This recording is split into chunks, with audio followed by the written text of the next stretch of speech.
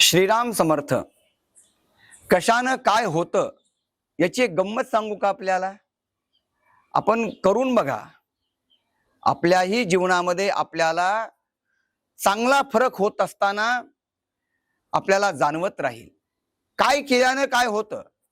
जसं जेवण केल्यानं पोट भरतं, बरोबर ना?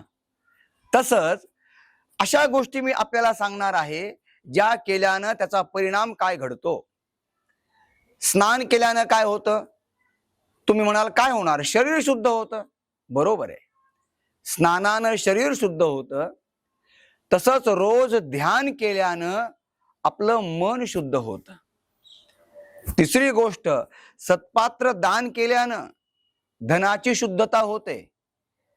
पैसा टिकावा असं प्रत्येकाला वाटतं ना? मग पैसा टिकावा असं वाटत असेल तर त्या संपत्तीचं सत्पात्र दान होणं पण गरजेचं आहे. सत्पात्र दान करा, संपत्ती येत राहील. सत्पात्र दान करा, आलेली संपत्ती टिकत राहील. योगाच्या माध्यमातनं आपलं जीवन छान बनतं बघा. रोज योग करावा.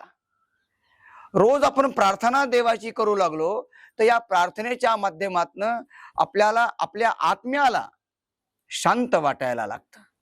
प्रार्थनेनं आत्म्याची शुद्धता. क्षमा. चुकावर केवळ ओरडणं हा पर्याय नाहीये. चूक एखाद्यानं केली म्हणून राग राग धरून आबोला धरणं हा पर्याय नाहीये. चूक एखाद्याकडनं घडली असेल, क्षमा करा की, काय बिघडलं?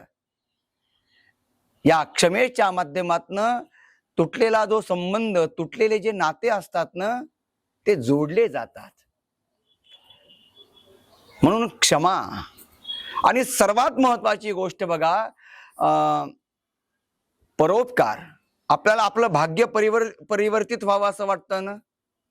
प्रत्येकाला वाटतं भाग्य बदललं पाहिजे, भाग्य बदललं पाहिजे. मग भाग्य बदलण्याचा रामबाण उपाय काय आहे? परोपकार.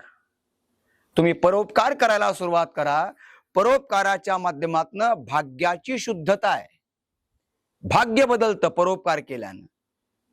हे करून बघा. हे ऐकल्यानंतर विचार करा की खरोखर अशानं असं घडतं का? आणि जर वाटलं योग्य की नाही हे असं घडू शकतं, हे आपल्या जीवनामध्ये परिवर्तन आणू शकतं, तर मग करायला सुरुवात करा. आणि मग बघा आपलं आयुष्य पहिलं काय होतं आणि आता आपण आपलं आयुष्य कशा चांगल्या मार्गाने पुढे जात आहोत. छान वाटलं ना? करून पहा. श्रीराम समर्थ.